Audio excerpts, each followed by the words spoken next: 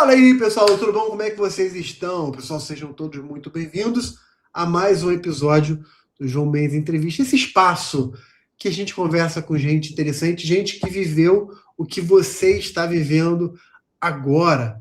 É um momento para você pegar o seu caderno, abrir o seu computador e tomar nota, porque você vai ter lições valiosas sobre como estudar, sobre trajetórias que vão te inspirar a prosseguir nessa jornada, que eu sei que é uma jornada não sempre fácil, muito pelo contrário, uma jornada ali meio acidentada, imprevistos, às vezes solitária. A gente está aqui para caminhar do seu lado. Comigo está hoje aqui o Renan. Renan é promotor de justiça e a gente vai conhecer a história dele, como ele estudou. Renan, meu querido, mais uma vez, muito obrigado. A gente estava falando aqui em off já, né? Muito obrigado, cara, por ter aceitado participar dessa entrevista e compartilhar a tua história com a gente. Eu que agradeço, professor João. Para mim é uma satisfação, um privilégio poder estar falando aqui com você e contribuindo com todos os alunos e os concurseiros, de uma maneira geral, que estão nessa trajetória, nessa árdua jornada que é os concursos públicos de uma maneira geral. E eu espero, sinceramente, poder, de alguma maneira, contribuir aqui, inspirar alguém que esteja nessa luta a continuar, porque certamente vale muito a pena, professor. Muito bom, vale a pena. Já começamos bem, vale muito a pena. Renan, conta pra gente, cara, como é que foi a tua história até chegar no Ministério Público. Você, quando estava na faculdade, você já sonhava ser promotor de justiça? Foi algo que surgiu no meio do caminho? Você ficou focado no concurso MP, ou você fez vários concursos? Você passou em algum, não passou? Ocupou algum outro cargo? Foi para advocacia? Enfim, conta aí essa jornada para gente. Bem, professor, esse ponto é bem curioso, é bem bacana, porque, na verdade, eu comecei a fazer o curso de Direito com o sonho, com o objetivo de me tornar delegado da Polícia Federal.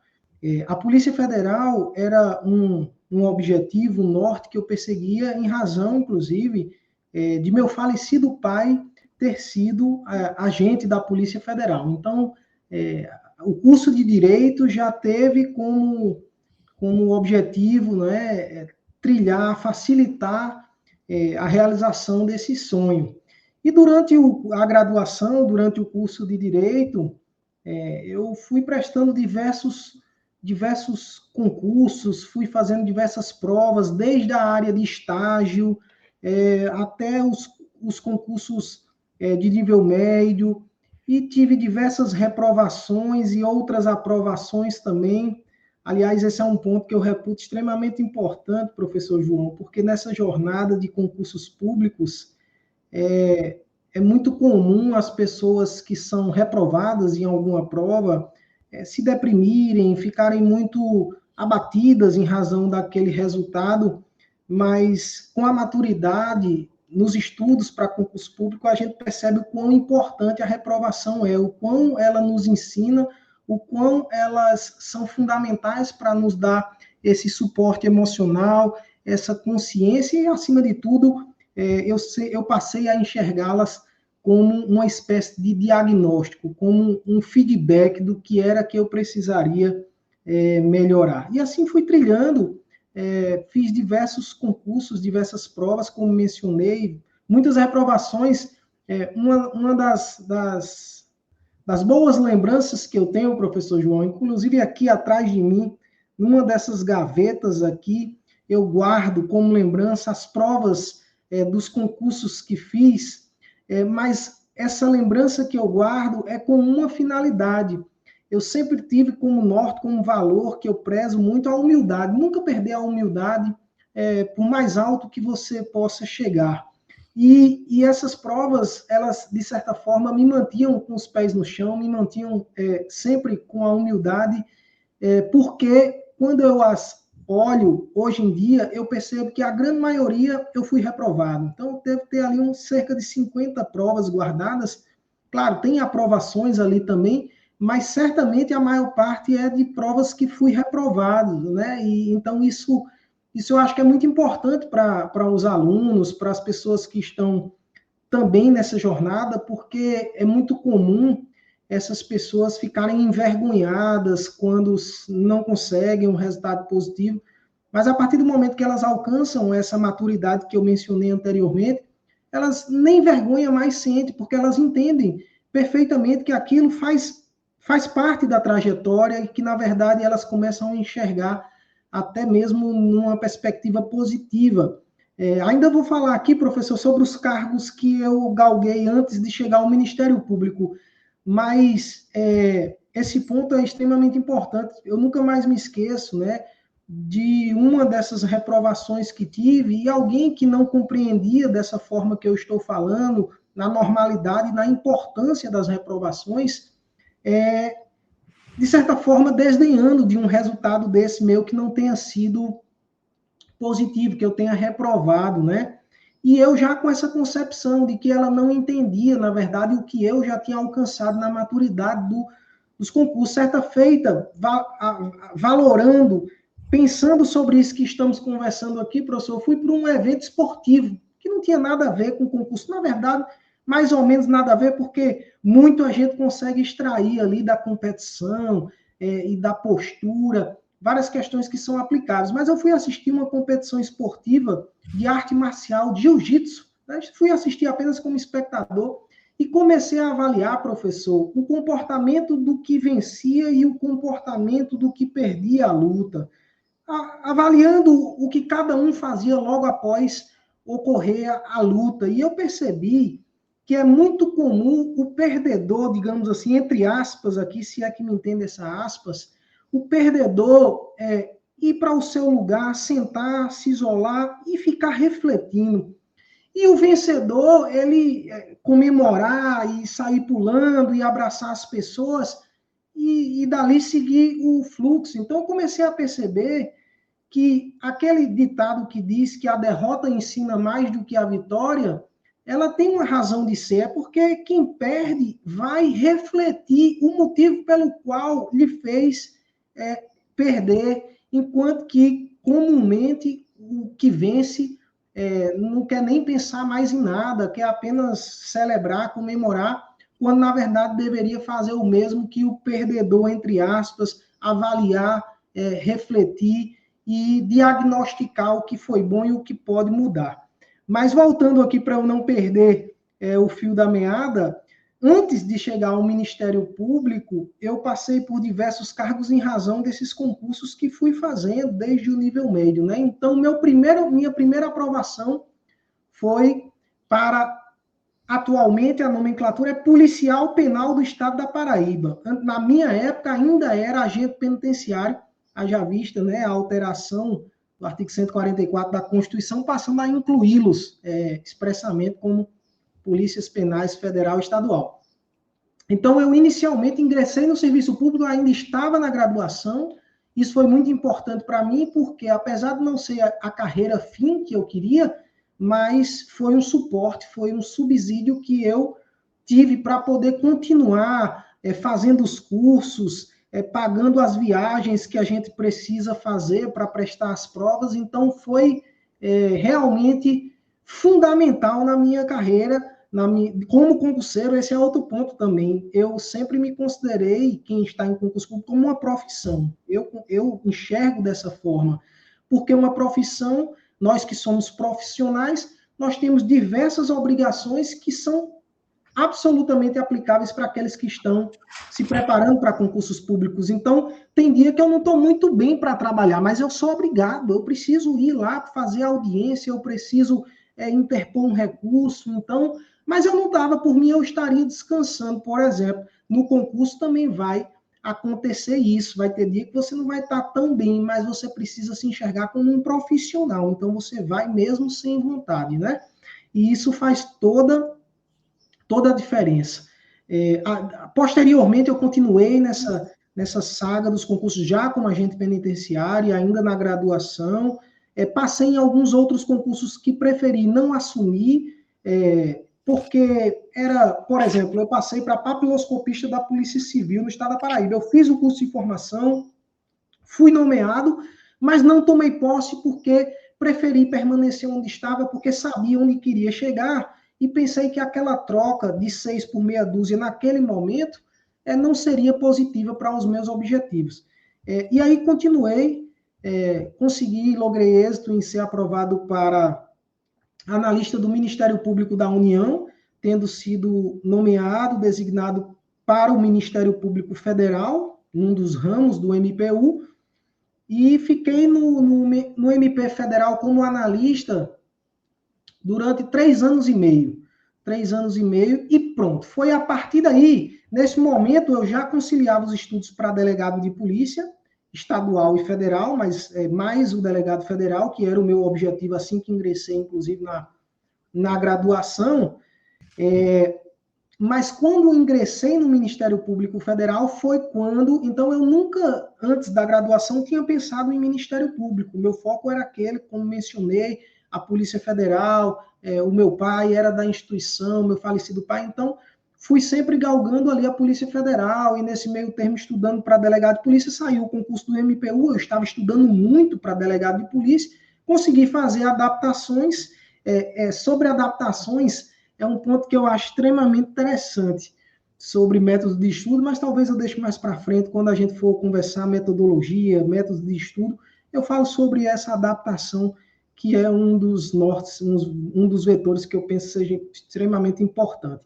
Bem, e aí nesse meio termo consegui assumir como analista do Ministério Público Federal. A partir de então, continuei estudando para delegado, mas tem um fato curioso nesse meio termo. Nesse mesmo ano do concurso do MPU, que foi em 2013, nesse mesmo ano a Polícia Federal abriu o edital de concurso e eu, professor João, já estava estudando muito, muito.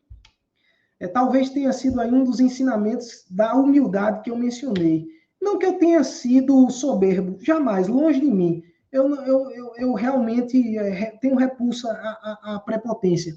Mas por estar muito preparado, estudando muito, eu acreditei sinceramente que eu estava já preparado para o concurso de delegado da Polícia Federal. Tanto é verdade que eu estava estudando muito, com afinco, de maneira profissional, que nesse mesmo ano eu fui aprovado para analista do Ministério Público Federal, que é um concurso extremamente concorrido e bastante disputado nacionalmente. Então, eu realmente estava bem preparado. Mas aquele pensamento de realmente achar que eu estava preparado, ele não foi positivo para mim.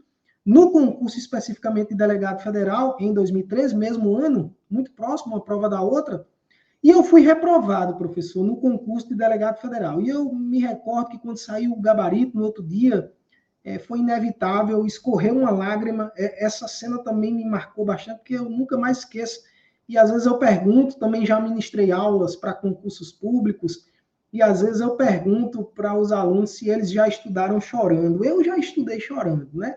E foi exatamente com essa reprovação para delegado federal, que era o meu sonho, e que eu achava que estava realmente preparado e não veio. A reprovação chegou naquele momento, bateu muito forte, eu precisei de um tempo para conseguir digerir aquilo e entender aquela maturidade que eu falei de que, na verdade, é uma etapa fundamental da preparação, essas reprovações e esses ensinamentos. E eu fiz uma promessa para mim naquele dia que eu estava chorando e estudando ao mesmo tempo, abrindo novamente o mesmo edital que eu já tinha estudado completamente, para estudar novamente. E eu fiz uma promessa para mim, professor João, eu disse, dure o tempo que durar, custe o que custar, eu vou passar nesse concurso. E comecei o projeto dali, em 2013, logo após ingressar para o Ministério Público Federal. Foram 5 anos esperando, professor João, 5 anos. Em 2013, foi esse fato que estou lhe narrando. Em 2018, 5 anos depois, veio um novo concurso da Polícia Federal. Desta feita, com o pensamento nos pés no chão, com a humildade, sabendo que estava bem preparado, mas sempre com o pensamento de que, na verdade, eu precisaria me preparar mais ainda, muito, por se tratar de um concurso bastante disputado, também concorrido, sonho de muita gente. E graças a Deus, nesse de 2018, eu consegui, fui aprovado dentro do número de vagas, fui nomeado, tomei posse, fiz o curso de formação em Brasília, que, aliás, é uma experiência de vida mesmo, impagável, a Academia Nacional de Polícia, e fui para o norte do país, porque os novos concursados da Polícia Federal têm uma política institucional, no próprio edital já determina a prioridade da destinação dos novos servidores nas zonas de fronteira. Então, eu fui para o Acre, saí de João Pessoa, no estado da Paraíba, e fui morar no Acre, que é outro desafio também, a distância da família, a distância dos amigos. Nessa época aí eu descobri, inclusive, me disseram lá que o Brasil, territorialmente falando, é mais extenso do que em comprimento, né? Então eu estava exatamente na maior distância possível, porque João Pessoa, na Paraíba, é o extremo leste do continente, enquanto que o Acre fica no extremo oeste do continente, né? Então eu mal via minha família, minha mãe, meu irmão, e isso era muito, muito desgastante, mas por outro lado também foi um ensinamento muito grande, uma época de muita parceria, os novos colegas, todo mundo se ajudando lá no norte, e foi um ensinamento muito grande de vida. Depois eu consegui remover, sair do Acre, fui para o Ceará, morei um período em Juazeiro do Norte, no interior do Ceará, e depois eu recebi um convite de promoção na carreira para ir para Teresina, no Piauí. Fui a Teresina, mas nesse meio termo, quando passei, antes da Polícia Federal, quando passei pelo Ministério Público Federal e tive contato, como analista, tive contato com as atribuições do Ministério Público, ali eu me encantei. Ali eu percebi que, na verdade, eu queria fazer parte, continuar no Ministério Público, mas agora como membro, né? Inicialmente, eu confesso que o meu sonho pela Polícia Federal não era nem tanto pelo que a Polícia Federal desempenha, que realmente é apaixonante, né? Eu particularmente gosto muito tanto da atividade investigativa, atividade do Ministério Público, eu gosto do Tribunal do Júri, então essas duas carreiras eu tenho muito apreço mesmo, mas eu reputo que o meu sonho inicial, o meu objetivo pela Polícia Federal era muito mais em razão do meu histórico, do meu pai, em razão dessa questão familiar, e o do Ministério Público realmente foi por ter vivenciado como analista as atribuições, o desempenho das atribuições, e aquilo me fez brilhar os olhos para o Ministério Público, e logo depois que eu consegui ser nomeado, tomar posse na Polícia Federal, e aí eu já virei a chave e comecei a estudar para o Ministério Público e fazer concursos para o Ministério Público. Um ponto também interessante em toda essa minha jornada de estudo, professor João, é que eu fui abençoado com um grupo de estudos, para alguns, né, dentro dessa livre entendimento, o melhor grupo de estudos do Brasil. Tenho amigos que dizem isso, que fazem parte desse grupo. Se é o melhor, eu não sei, mas certamente foi um grupo vitorioso. Hoje é juiz federal, juiz estadual, promotor, procurador, delegado federal, delegado estadual. Então, nesse grupo tem todas as carreiras aí, as carreiras jurídicas, e nós fazíamos muitos encontros de estudo e debate, prova oral, a gente fazia arguição de um com o outro. Então, foi o nome desse grupo, até hoje esse grupo existe, né? Não estamos mais com aquela perspectiva, aquele viés dos concurseiros, mas o grupo permanece, são os samurais. E é interessante esse nome. Eu quem designei o nome do grupo, e o nome é muito sugestivo, exatamente porque dizem, há um adágio, há uma lenda que diz que um samurai, quando se propõe a fazer algo em vida, nada nesse mundo evitará que ele fará, porque aquele código samurai, aquela disciplina samurai, fará com que ele faça, eu acho que somente Deus que poderia impedi-lo de fazer aquilo que se propôs a fazer. Então, a gente tinha muito isso mesmo do samurai, essa disciplina, então a gente estudava virando madrugadas. Eu já estudei 31 de dezembro, ouvindo os fogos do Réveillon, porque tinha prova logo em janeiro, então enquanto estava todo mundo celebrando, eu estava ouvindo o meia-noite ali, que havia virado o ano, mas estudando, me preparando, né? Já estudei chorando, como mencionei aqui, professor. Então, hoje eu olho para trás, professor, e digo, sem titubear, sem medo de errar, que eu faria absolutamente tudo novamente. Cara, conforme você vai falando, eu tô tomando nota aqui, já tô com 2 páginas aqui. Aliás, essa frase que você falou, estudei chorando, eu anotei aqui com um asterisco do lado, porque eu achei ela bem forte, né? Muito legal, parabéns, cara. Uma das perguntas que as pessoas mais me fazem é tempo de estudo, duração, né, total da jornada. Você falou que de 2013 até o outro, quando você foi reprovado para delegado, até o outro foram 5 anos. Só que antes disso você teve mais um período, que começou na graduação, né? Isso.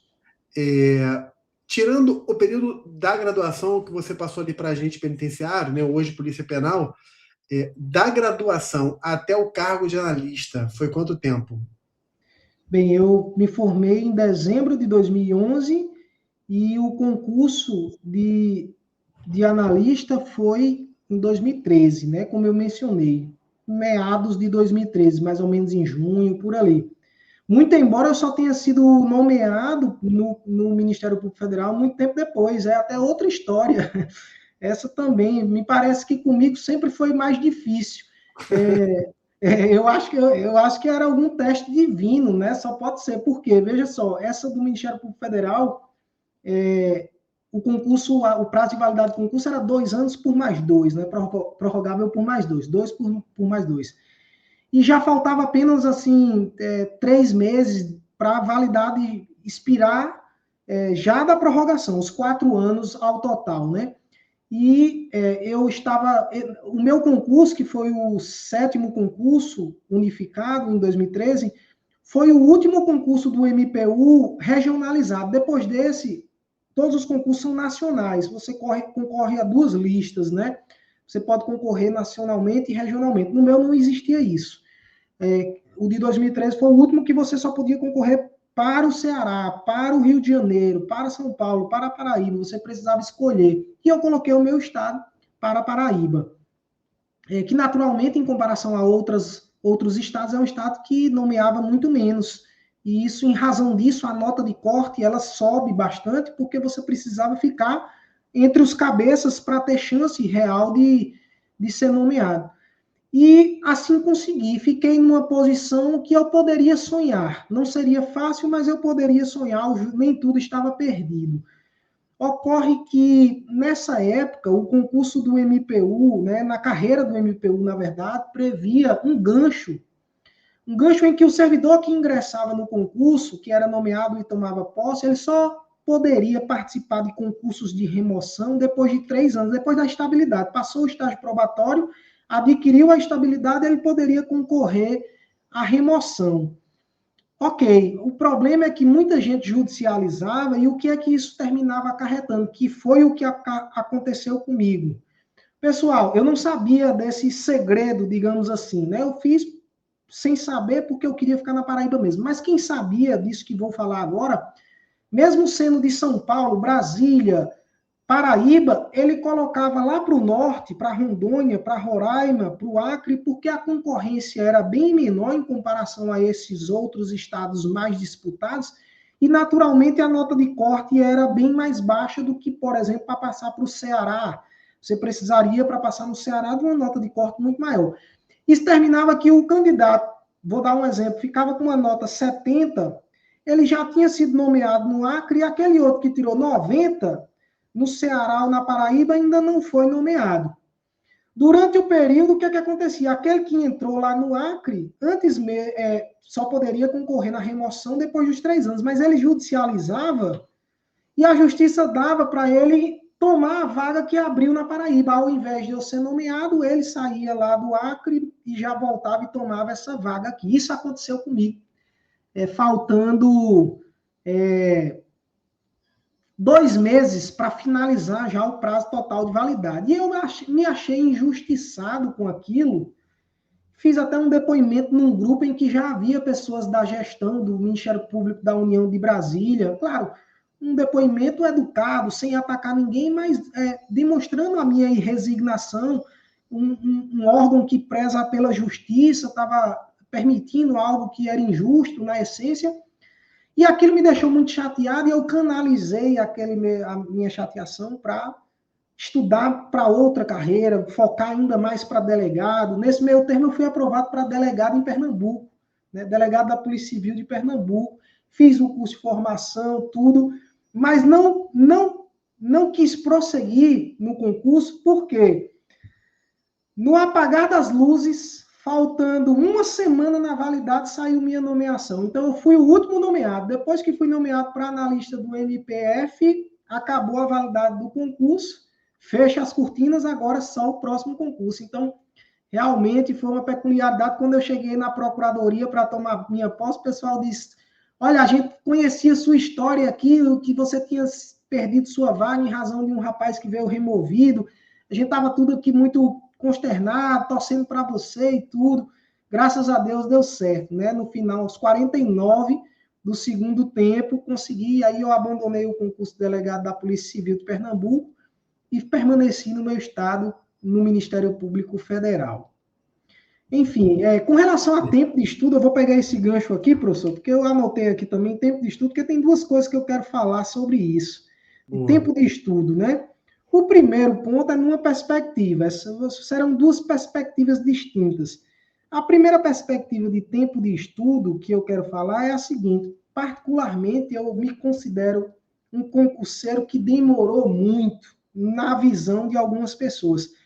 Por que demorou muito? Porque desde a minha primeira aprovação até eu pendurar minhas chuteiras, foram aí 12 para 13 anos, né? Então, de 2008 até 2020, ao menos, dá 12 anos aí de jornada. Isso para alguém que eu for algum... Eu nem me utilizo como parâmetro se alguém estiver começando a estudar e me perguntar: professor, quanto tempo aqui para conseguir passar para juiz ou para promotor? Certamente eu vou colocar uma média de 5 anos ali para ele, um pouco mais, um pouco menos, vai depender do aluno. Mas eu, particularmente, não me considero esse parâmetro, né? Agora, nessa primeira perspectiva, eu quero ressaltar o seguinte, professor. Eu, ao invés de enxergar isso como algo negativo, ou seja, você demorou demais, né, a conseguir e tal, então uma perspectiva ruim, na verdade eu vejo como uma perspectiva boa. Por quê? Porque para mim, professor, muito mais vale do que o talento, a inteligência, vale o esforço, vale a resiliência, vale apanhar e continuar, é se reerguer. E esse tempo demonstra exatamente o quão que eu consegui fazer isso, né? Então, eu olho com bons olhos para esse grande tempo, enquanto alguns já olham ali, me achando: olha, você não é muito inteligente assim não, né? Você demorou demais, enquanto que eu não, disse não.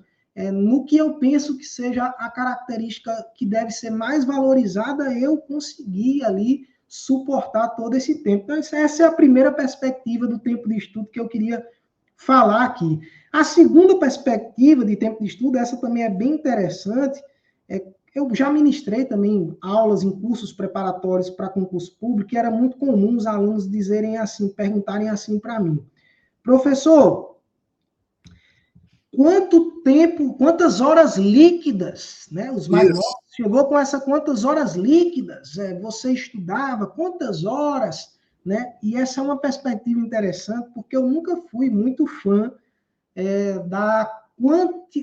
de avaliar o estudo pela quantidade de horas, nunca. E eu sempre rebati a essas pessoas que me perguntavam isso e dizia: olha, é plenamente possível alguém que estudou 30 minutos ter progredido, ter melhorado mais do que você que quantificou 5 horas de estudo.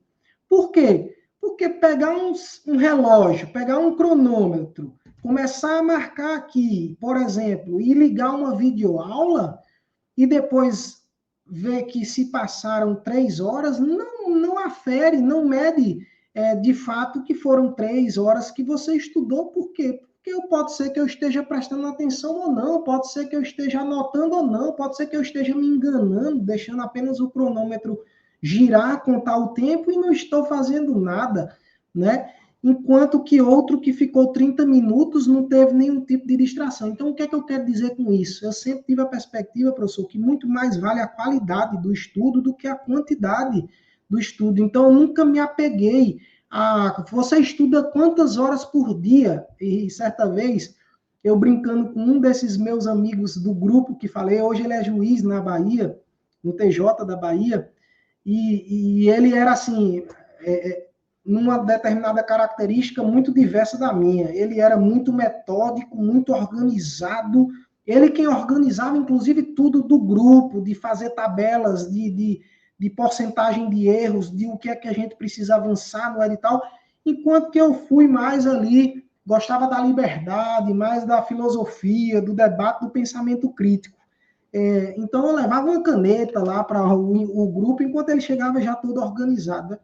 E ele, certa feita, me perguntou, e aí, estudou quantas horas hoje, num dado dia? E ele sabia disso que eu falei aqui, da questão da qualidade e da quantidade, a gente trocava essas figurinhas aí. Mas, certa feita, ele mesmo assim me perguntou, estudou quantas horas hoje? E eu nunca mais me esqueço. Isso já era no final da tarde, assim.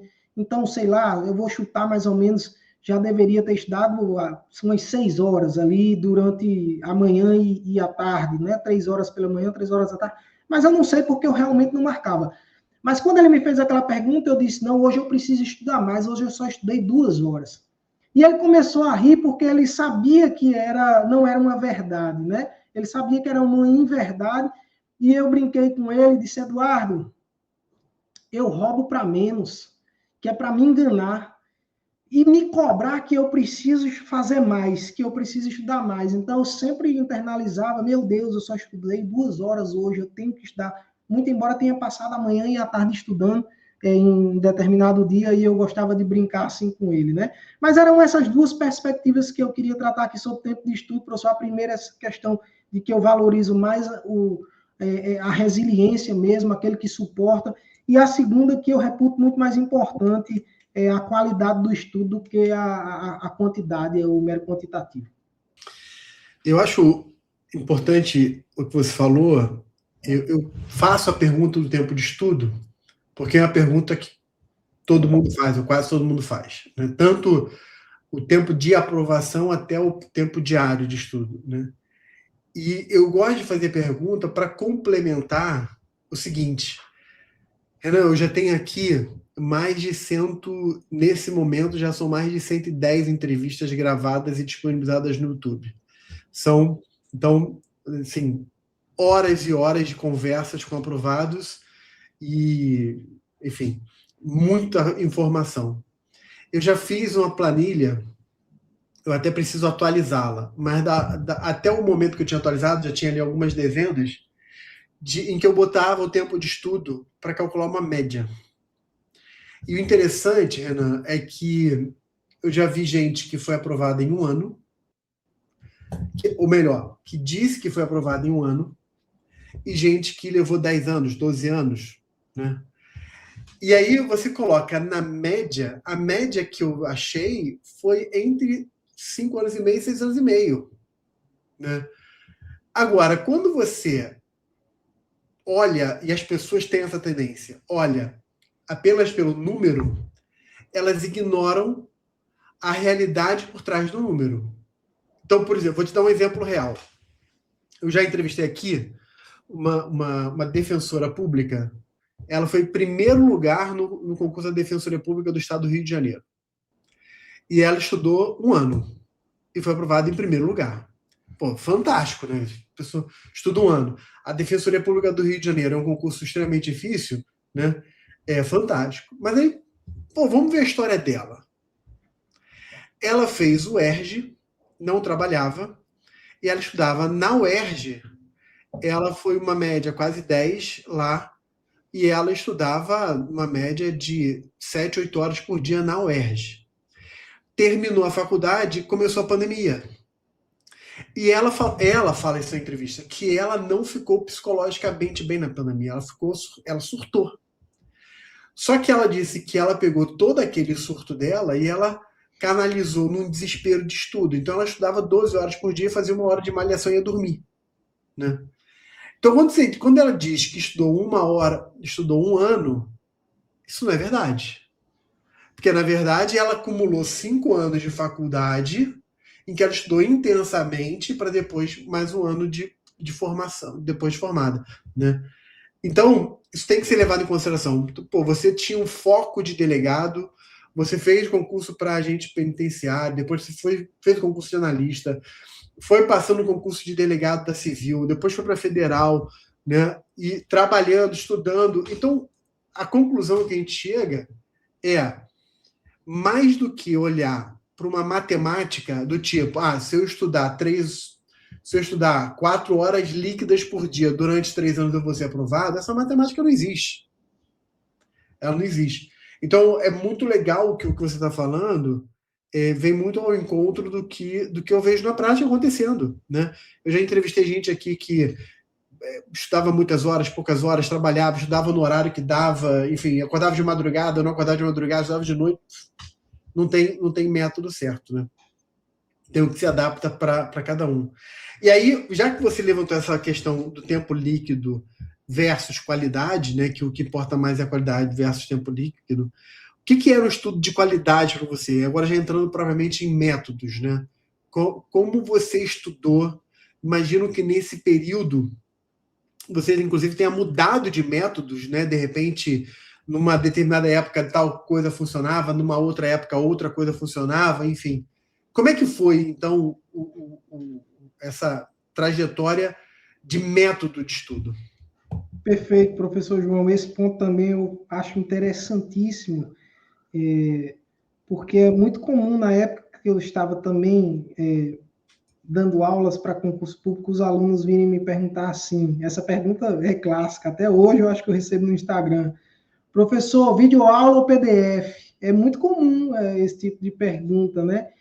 E eu sempre gostei de responder uma resposta provocativa. Eu dizia os dois, porque ao invés de ser excludente, mais uma vez, ele me colocava numa espécie de armadilha mental, né? É como se ele me desse só a opção, ou eu respondo PDF, ou eu respondo videoaula, enquanto eu sempre respondi os dois. Por que não os dois? Porque eu preciso ser videoaula ou PDF? Eu quero ser os dois, eu quero ser PDF e videoaula. Então, foi outro ponto que eu só, depois de um tempo, com a maturidade no concurso público, que eu alcancei, que é isso que eu chamo de adaptabilidade. Para cada concurso, um estudo mais condizente. Então, eu vivenciei muito isso no meu grupo de estudo, esse que eu mencionei, em 2 momentos distintos. O ano era 2014 e saiu o concurso para técnico do Ministério Público da Paraíba, este que hoje estou como membro. E todos do meu grupo ainda não estávamos nas carreiras fins que almejávamos, e decidimos, vamos fazer o concurso para técnico do Ministério Público. Então, começamos um estudo direcionado para esse concurso. Mas nessa época, 2014, se você recorda do que falei, já que 2013 já tinha MPU, já tinha delegado federal, etc., então eu já estudava, eu já era acostumado a estudar para um nível de uma carreira fim, uma carreira como delegado federal, que é um estudo absolutamente diferente que você precisa ter em comparação ao estudo para um cargo de nível médio como técnico do Ministério Público. E nós precisamos, naquele momento, adaptar, por isso essa adaptabilidade, o estudo e a metodologia do nosso concurso. Eu me lembro que eu mudei neste instante, um estudo que eu vinha muito mais de jurisprudência, assistindo algumas videoaulas de pontos específicos importantes para a carreira. Passei muito mais, quando virei para fazer o concurso de técnico, para uma leitura da legislação seca e resolução exaustiva de questões de concursos da banca. Então, foi uma necessidade de adaptação para aquele concurso, né? E sobre essa adaptabilidade, professor João, eu sempre falei isso para os alunos também. Talvez o que o concurso público, eu já vi muitos alunos que têm dificuldade numa ou noutra característica que vou falar agora. Eu sempre me enxerguei como concurseiro, a grande dificuldade talvez seja que você, quando é concurseiro, você é uma espécie de empresário e empresa ao mesmo tempo. Você é aquele que avalia, gerencia, executa, testa, altera, modifica, mas é aquele que tem que cumprir também. fazendo uma outra analogia, no futebol, nós vamos ter a Copa do Mundo aqui agora, você é técnico e jogador ao mesmo tempo. E eu percebia que tinha alunos que eram bons jogadores, mas não eram bons técnicos. Ou o contrário, eram bons técnicos, planejavam e tudo, mas na hora da disciplina do atleta, do que tem que entregar como executor, ele falhava, ele não era bom. Então eu sempre enxerguei nessa perspectiva dúplice aqui. Você como o dono da empresa e a empresa ao mesmo tempo, ou você como técnico e o jogador ao mesmo tempo. E como técnico, aquele que precisa avaliar exatamente aquela questão da derrota que eu falei, valorar o que foi que eu errei, feedback, estou pior em direito constitucional, vou alterar, cronograma de estudo, vou enfatizar agora constitucional porque estou precisando fortalecer. Todas essas questões que dizem respeito ao técnico e não ao jogador, eu sempre fui muito cabeça aberta, muito adaptabilidade, nunca me apaixonar por um único método. Como que você estudou? Eu posso lhe dizer das mais diversas formas. Já fiz concurso, vou testar esse concurso aqui. Como é que eu vou estudar para ele? Já tenho base. Vou estudar somente através desse método. Vou fazer só resolução de questões. E digo mais, viu, professor, essa adaptabilidade que eu sempre prezei, essa maleabilidade, essa flexibilidade no método e na metodologia, não era variável apenas de um concurso para o outro. Eu vou dar um exemplo.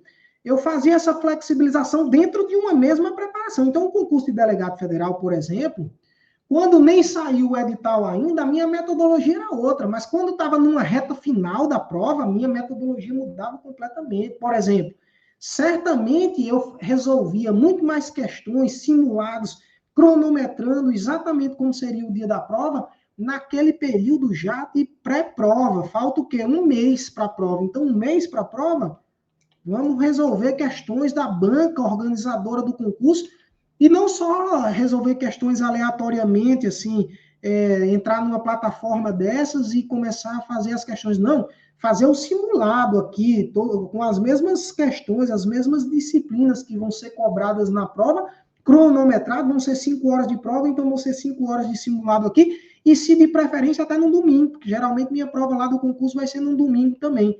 Então eu iria lá e fazia mais. Mas veja, na minha preparação para esse mesmo concurso, o método não era aquele método era adequado para esse momento de pré-prova, mas se, como eu falei, eu estudei 5 anos para o concurso de delegado federal, por exemplo, foi depois da reprovação de 2013, certamente nesses 5 anos o método não foi esse, foi um método mais de construção de base, menos apressado, com mais calma, focando mais na construção. E quando já estava, por exemplo, pré-prova, o método já presumia que aquela construção já tinha sido feita, então eu precisava ser realmente mais produtivo ali. Então, eu com relação ao método, professor, sou muito esses dois vetores. Adaptabilidade e inclusão, não excludente, ser inclusivo, né? Então, se alguém até hoje me perguntar o que é melhor, videoaula ou PDF, eu vou dizer os dois. Você assiste a videoaula, depois lê o PDF, é o melhor dos mundos, faz resolução de questões ou revisar a jurisprudência, os dois, faz os dois, tenta compatibilizar dentro do seu cronograma. Por quê? Porque os dois eu vejo como algo positivo para o seu resultado, não é para a sua jornada, é algo que vem agregar. Então, se vem agregar, eu sou favorável. Muito bom. E essa questão da adaptabilidade, ela pode se aplicar, às vezes, dentro, não só dentro do mesmo concurso, como você falou, mas entre matérias diferentes. Então, eventualmente, a pessoa está muito bem em penal, mas ela está muito mal em processo civil. Então, poxa, em penal, talvez, que ela já vai muito bem, talvez ela tenha um método mais de manutenção, fazendo revisões ali periódicas e algumas questões. E processo civil que ela está com uma deficiência, e aí, de repente, um estudo mais denso. Enfim, para umas matérias, assiste videoaula, para outras é o PDF, né? Enfim, porque você tem que se adaptar ao seu perfil, se adaptar ao momento que você está vivendo, ao concurso que você quer, à matéria. Então é bem legal. Isso tem que ser meio camaleônico aqui para sobreviver no concurso público, né? E gostei dessa ideia da inclusão. Tipo assim, não tem que escolher entre PDF e videoaula. Tem os dois à sua disposição, né? Aqui a nossa unidade eu conheci a tua história, mas só mostrando aqui como é que a gente pensa no ênfase, né? O nosso aluno ele tem lá a videoaula, ele tem PDF, ele tem um sistema de questões, ele tem um aplicativo de leitura de lei seca, ele tem jurisprudência comentada, ele tem tudo ali, né? Ele vai usar tudo na mesma dosagem? Não. Ele vai usar para determinada matéria mais uma coisa, mais outra, enfim, porque tem que ser adaptável. Deixa eu te fazer uma pergunta, Renan. Uma pergunta que eu sempre faço aqui. Se você tivesse que escolher um erro ou alguns erros que você cometeu ou que você viu pessoas cometendo e que você fala, poxa, não é bom isso aqui. Talvez falar a palavra erro seja muito forte, né? Mas isso é uma coisa que fala assim, olha, isso aqui é arriscado, é perigoso, evita isso aqui. O que você falaria? O que seria isso? Bem, eu vou citar duas circunstâncias. A primeira, talvez seja até a mais importante, é não dar ouvido àquela grande parte das pessoas que sempre chega com uma perspectiva que não vai contribuir, que não vai te ajudar, que não vai te colocar para frente. Não dá ouvido, porque eu acho que não só sou eu, todos que estão nesse caminho certamente encontrarão essas pessoas, talvez algumas delas frustradas em razão de algo que tenha ocorrido com ela na vida e ela quer passar aquilo para frente.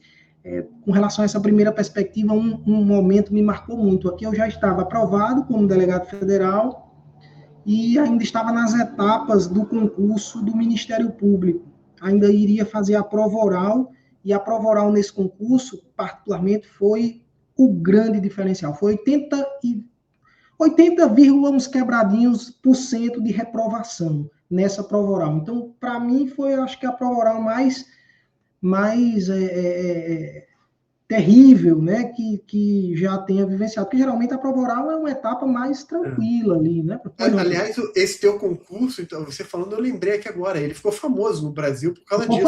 Ficou famoso, e todo mundo até hoje. Né? Foi uma coisa absurda. E eu vou dizer uma coisa sobre essa perspectiva aí. Eu acho que teve uma mão divina, no meu caso, para que eu conseguisse essa aprovação na prova oral. Por quê?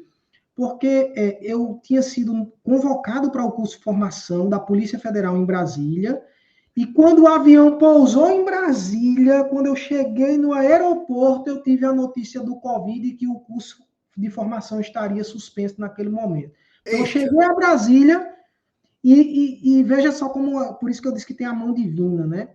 Porque como houve a suspensão e não ocorreu o curso de formação naquele momento, eu tive como me preparar integralmente para a prova oral do Ministério Público. E se eu tivesse no curso de formação, eu não conseguiria ter a preparação integral como eu tive para a etapa da prova oral, e que, na verdade, foi quem realmente definiu o jogo, por ter sido uma prova oral ali extremamente rigorosa. Como você mesmo falou, professor Zé, ela ficou famosa, né, depois disso, diante de uma reprovação gigantesca, e o nível realmente foi muito pesado. Eu me recordo da minha prova oral como se fosse hoje, porque, por exemplo, processo penal e penal eram disciplinas que eu sempre gostei, sempre tive apreço, até pelo fato de ter já trilhado a carreira de delegado, então já tinha estudado bastante, e eu me lembro quando saía de um examinador, que era em regime de bias, saindo de processo civil para civil, direito difuso, etc. Quando eu ia para penal e processo penal, eu tive um pensamento assim, ufa, agora é minha hora, né? Penal e processo, mas não, continuou muito duro, do mesmo jeito. Então, foi a mão divina que realmente me ajudou ali na questão da suspensão do concurso. Mas estávamos falando especificamente, professor, tinha algo muito interessante para falar. Que a primeira... de dois erros. Aí o primeiro erro que eu notei aqui é ouvir pessoas negativas. Então, exatamente, não ouça pessoas negativas. Não ouvir essas pessoas, e o que eu ia dizer era, eu já estava como aprovado no concurso de delegado da Polícia Federal e ministrando aula num curso presencial para concursos públicos para a carreira de delegado da Polícia Civil.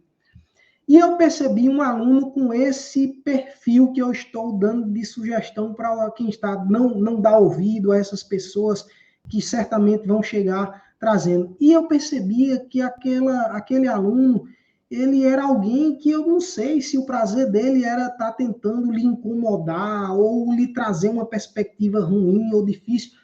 E numa das aulas ele me fez a seguinte pergunta, porque eu estava nesse momento, como eu falei, muito apreensivo, ansioso com as etapas do concurso do Ministério Público, que era aqui um grande sonho, passar para o Ministério Público no meu estado. Inclusive, o fato de eu ter aceitado o convite do curso preparatório para ministrar aulas foi também já tendo em mente a prova oral, que eu disse, olha, eu dando aula certamente vai me ajudar bastante com a prova oral. Então, eu aceitei o convite do curso. E eu me lembro que quando eu aceitei o convite do curso, professor, eu fiz uma coisa bacana. O curso quis me fazer o pagamento, né, pela prestação do serviço, e eu fiz uma proposta para a dona do curso. Eu disse o seguinte, olha, eu não quero dinheiro, não. Eu quero poder fazer o seguinte, eu quero, além de ser o professor nesse curso, eu quero poder assistir a algumas aulas, porque tinha professores que eu já tinha sido aluno, inclusive, nessa minha jornada, e eram excelentes professores e queriam me ajudar na prova oral, né, na prova oral do Ministério Público, certamente. Então, eu disse, eu quero também poder assistir aula e quero, além disso, poder indicar 2 amigos que estão nessa jornada para delegado, que eles possam fazer. Ao invés de receber esse dinheiro, eu quero que eles sejam aluno aqui do curso, e a dona concordou e assim foi feito. Então, foi também outra coisa que marcou. Eu era professor, terminava meu horário, eu dava aula de Direito Processual Penal, e aí ia começar, por exemplo, Direito Administrativo, que era uma das matérias que eu queria assistir aula com um professor excelente, e então saía do palco, digamos assim, e sentava a cadeira, né, para assistir a aula do professor de Direito Administrativo. Era uma época bastante produtiva, muito legal, mas o fato é que esse aluno lá específico, ele sempre vinha com algo muito negativo, assim, sempre uma perspectiva dura, pesada. E eu me lembro uma vez, uma pergunta que ele fez assim, professor, você já está aí aprovado para delegado federal, só esperando ser chamado e tudo, e está aí nas etapas do concurso para promotor de justiça. Deixa eu lhe perguntar uma coisa. O senhor prefere, se passar no Ministério Público, vai preferir o Ministério Público ou ficará como delegado da Polícia Federal?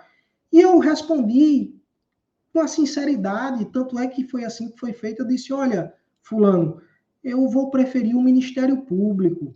Aí ele foi e disse o seguinte, e nessa época eu me lembro, professor, eu estava estudando muito, e eu estava estudando muito PNL. É até uma sugestão que eu dou para os alunos, estudem programação neurolinguística. É algo fundamental para a vida, me ajudou muito, né? Então vale a pena, bota no YouTube mesmo tem umas palestras daquele TED Talk, que é bem conhecido, de programação neurolinguística, são impagáveis, vale muito a pena.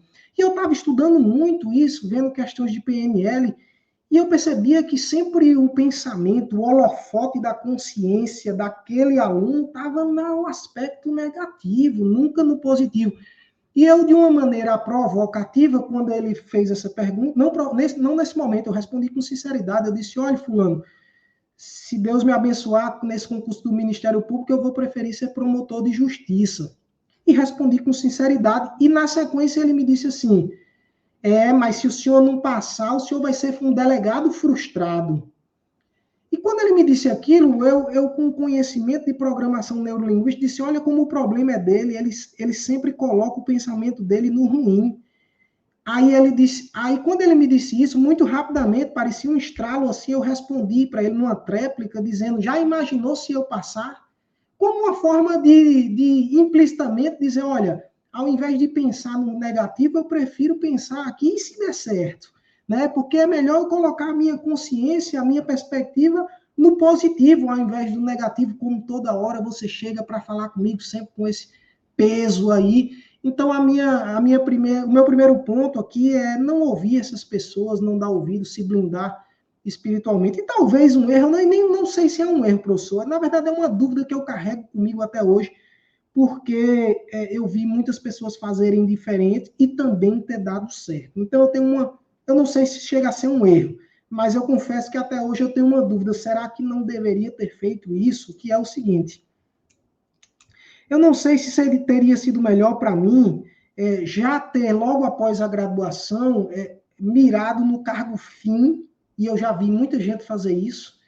Primeiro concurso que a pessoa passou, juiz, promotor, já a carreira fim, ou se seria melhor como eu fiz, eu vim galgando, agente penitenciário, papiloscopista, técnico do Ministério Público, delegado da Polícia Civil, delegado federal, até chegar o final. Então, eu tenho essa dúvida se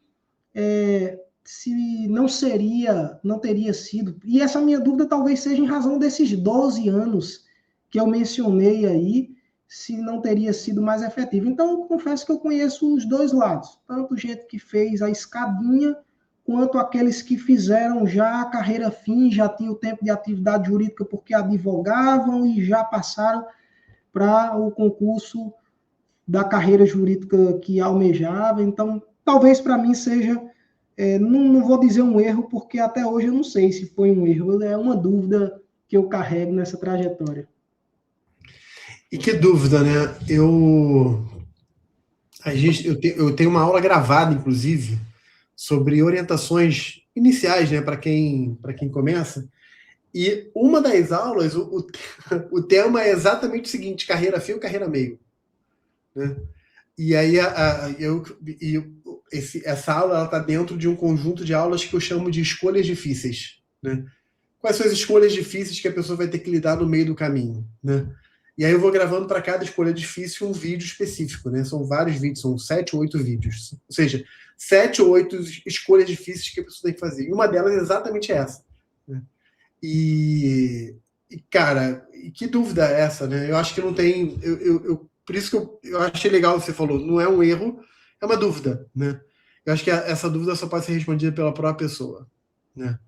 Porque depende muito, assim, a pessoa depende da realidade socioeconômica, depende da realidade familiar, depende se a pessoa ela vai ter condição de estudar. Às vezes o psicológico, às vezes a pessoa não está trabalhando, está só estudando e focando só na carreira fim, mas o psicológico da pessoa não está produzindo, não tem uma atividade ali, não tem um social, não tem uma remuneração própria. Talvez isso seja mais negativo do que positivo para aquela pessoa, mas para outros pode não ser. Então, né, é uma dúvida cruel. Mas legal. Cara, a gente está aproximando aqui do final e eu sempre coloco um desafio não combinado. É um desafio que eu faço para todo mundo que eu não combino antes. O desafio é o seguinte: imagina que o pessoal chegou até agora, aliás, você já chegou até aqui, curte o vídeo, comenta, se inscreve no canal, ativa o sininho, manda para muita gente, comenta, que aí você ajuda a gente a ganhar mais peso, mais relevância. Mas a galera chegou até aqui, Renan, e eles vão anotar uma frase sua. Essa frase eles vão colocar no post-it, no post, na geladeira, no computador, no caderno, no vadimeco, não sei. Eles vão colocar em algum lugar para poder ficar vendo. Que frase seria essa? Fé em Deus. Fé em Deus. Amém. Fé em Deus. Eu acho que se aqueles que estiverem nessa luta, se tiverem uma fé em Deus, estarão muito bem subsidiados, terão um suporte, sobretudo um suporte emocional, que é muito forte hoje, né, professor João? Eu tive uma experiência diversas, você certamente deve ter tido ainda mais como professor também, e essa minha foi como professor, que passam muitos alunos, muitas pessoas, muitas histórias de vida, e uma delas era uma história muito difícil. A menina, além de ter ansiedade realmente em nível patológico e beirando a depressão, ela teve uma história de vida muito difícil, ela tinha tido perdas na família, perdas do pai, da mãe, e tinha ficado, bem dizer, só e com dificuldades financeiras em razão dessa situação. E essa menina ela estava aprovada para delegado federal, não no meu concurso, nos posteriores, né? No de 2021. O meu foi de 2018, o dela foi em 2021. E com 21 eu já estava como professor para delegado federal, e ela foi uma das alunas do curso de prova oral que tive a grande felicidade, e eu tinha assim eu me envolvi muito com aquela aluna porque eu vi a história de vida que ela contou e o estado emocional dela. Então, assim, a prova oral, naturalmente, é uma etapa do concurso que todo mundo fica nervoso. É muito comum. Até quem vai bem com a oratória fica nervoso também. Mas ela, por ter essa patologia, ela ficava num nível muito mais alto. Muito mesmo que eu não dizia para ela, mas eu tinha minhas dúvidas se ela iria conseguir, porque ela estava ficando muito nervosa naquele estado antes da prova. E eu sabia que no dia da prova seria com mais intensidade ainda.